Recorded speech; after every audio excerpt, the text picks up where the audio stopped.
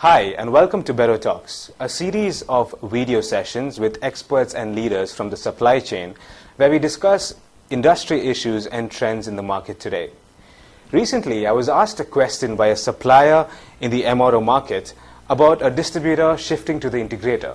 So what I was asked was whether it was a good idea if a current distributor shifted to becoming a future integrator.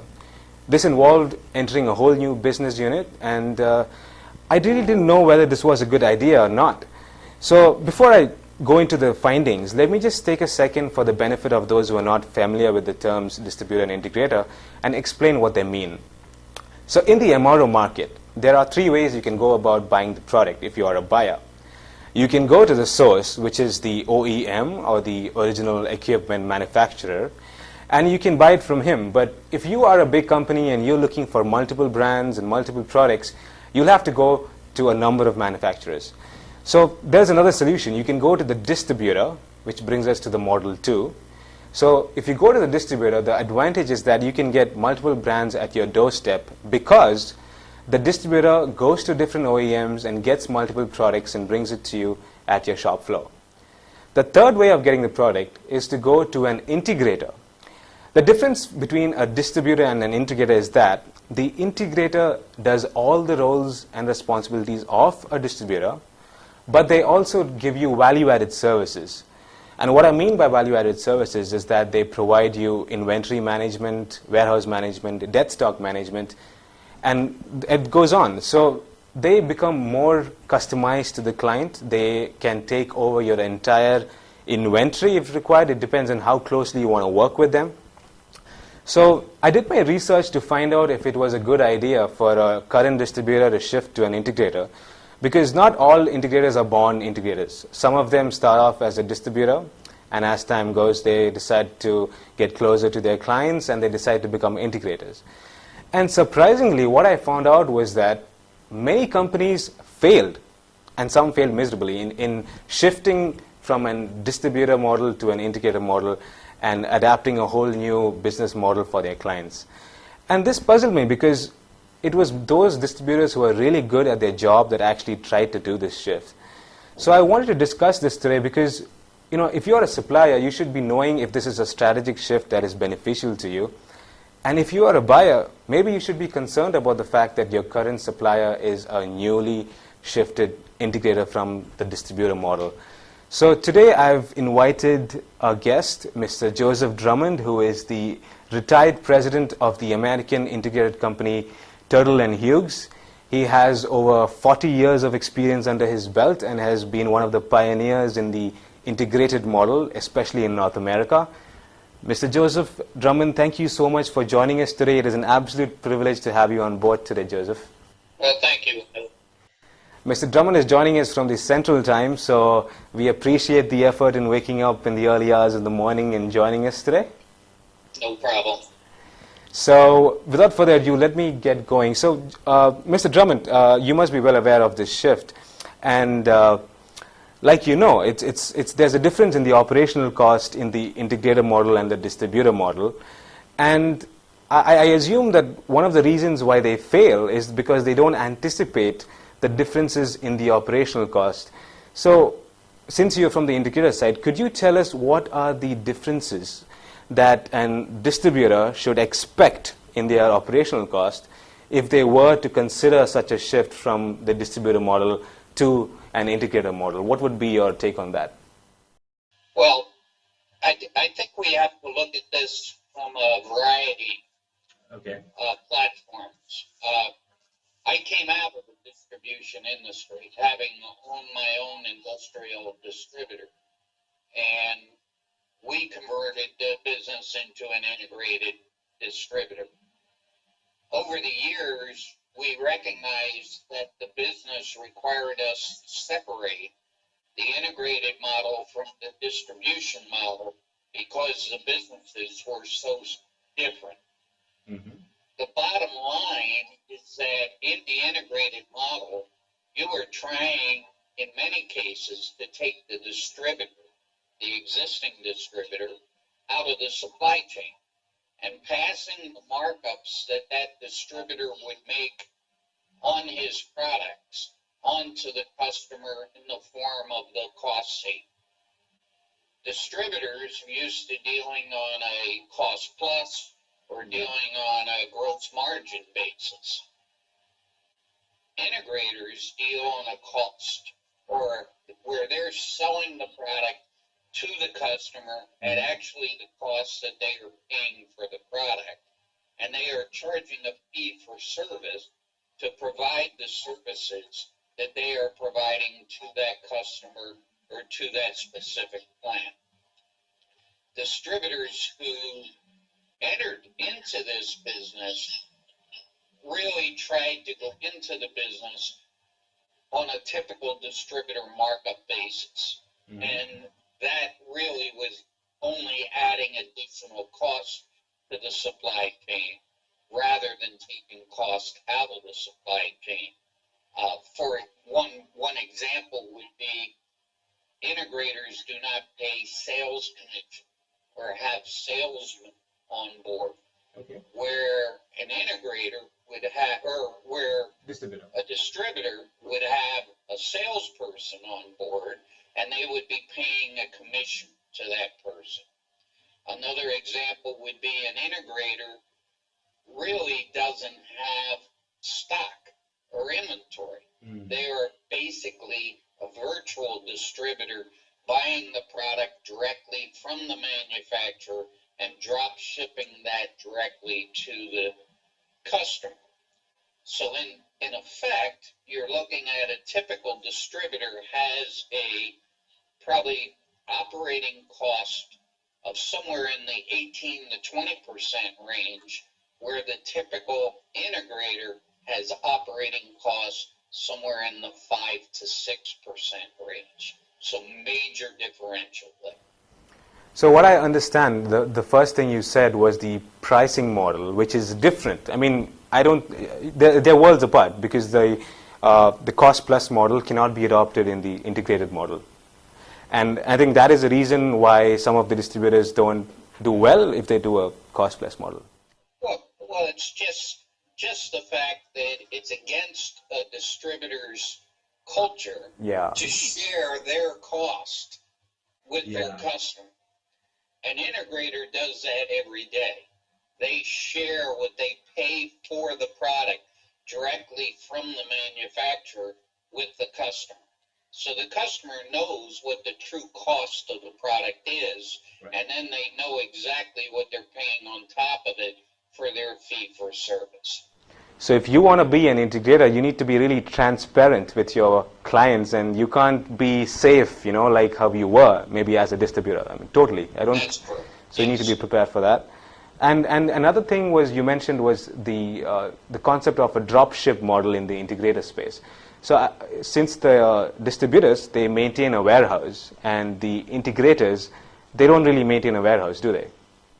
No, most integrators have no warehouses. They take no ownership of product whatsoever. So they're in a typical integration model. You're buying about 70% of your product direct from the manufacturer, having it drop shipped directly from the manufacturer to the customer. You're buying 30% of the product from local distributors, which represents the product that you need in an emergency basis, or you need it to that customer immediately.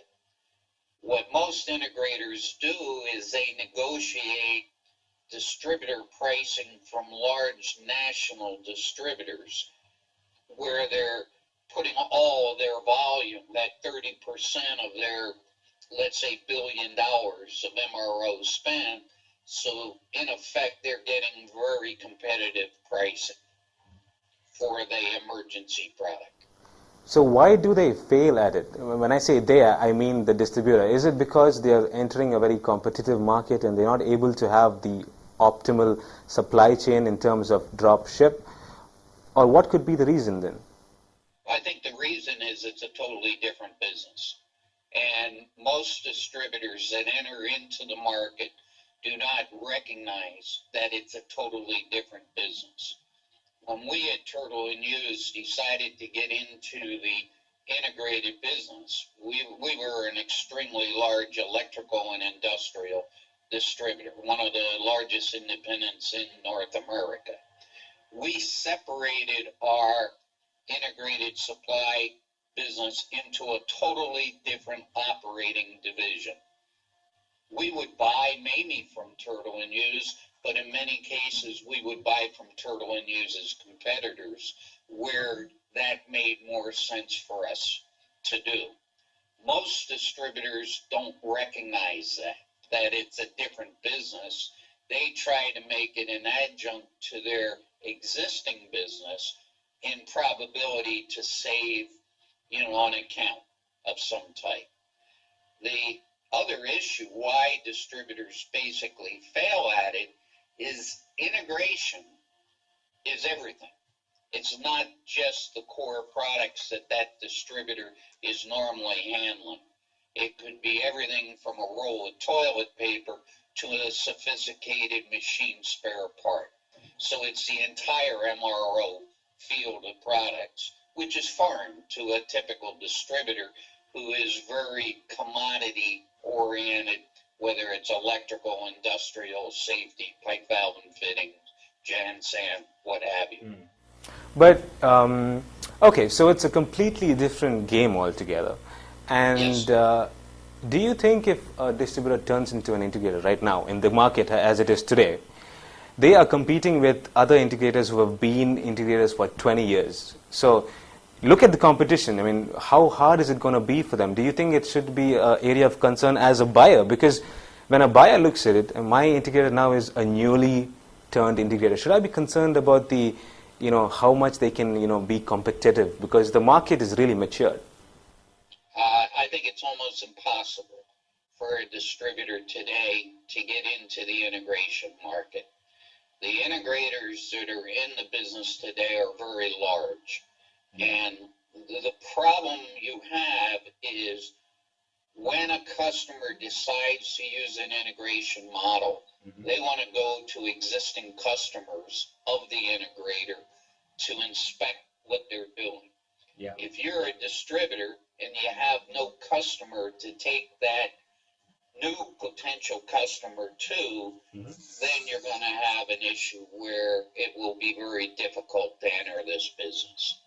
I think the market has matured over the last 10 years, and it's becoming very, very difficult for new entries to get into the market. Okay, so what would you suggest? Because the reason why distributors want to become an integrator is because they want to serve their clients better. So if you have an over-enthusiastic distributor who wants to become an integrator now, because maybe 20 years back it would have been easier, what would you suggest is there any way? Do you think it's a feasible option? I don't think there's any way for them to become the true integrator. But I think what they can do is they can go to an existing integrator and partner with that integrator if they have an existing account or accounts that they are worried about going to an integration model. And that's very common in the industry where an existing distributor will go to one of the integrators and they will partner in at that account. And the existing distributor could retain a percentage of their existing business at the accounts that they have. But for a distributor to become a full-fledged integrator and to get into that market, I think it would be very difficult today, not only for their lack of a customer base, but I think the technology and the report capabilities and the has just grown exponentially over the last several years. So it would be extremely costly for a distributor to get into that business today. Okay, and what about the buyers? So they should probably also be on the alert for this because they don't want to be the first customer for the, like you said, they might be wanting to refer other customers, but if there is none, it's a risk nonetheless, don't you say? Right. That's right. Yeah, but if you were a buyer in a major corporation responsible for 30 or 40 plants, when you make a decision to outsource your MRO, you're basically putting your career on the line. Yep. And you're really not going to do that with somebody that has no track record. You're going to go to one of the top 5 or 6 integrators that have, $1 billion of business under their bookings and many accounts. It's common now in the integrated industry that the integrators now are specializing by industry sector. For example, there's integrators that are strong in the aerospace industry, integrators that are strong in the pharmaceutical industry, integrators that are strong in the food processing industry. Right. And what happens then is those integrators have a significant volume of business that is common to that market sector, and they're able to negotiate better pricing with the specific manufacturers of those products. Okay, so I think to sum it up, I think if you are looking at this shift from a supplier point of view, I think one thing that the audience would probably need to understand is that it's a whole different game. You have a different pricing model, you have a different supply chain. So unless you've got enough expertise to actually go ahead and do that efficiently, because you're taking a huge risk there, because the competition is cutthroat, maybe, if I can use that word.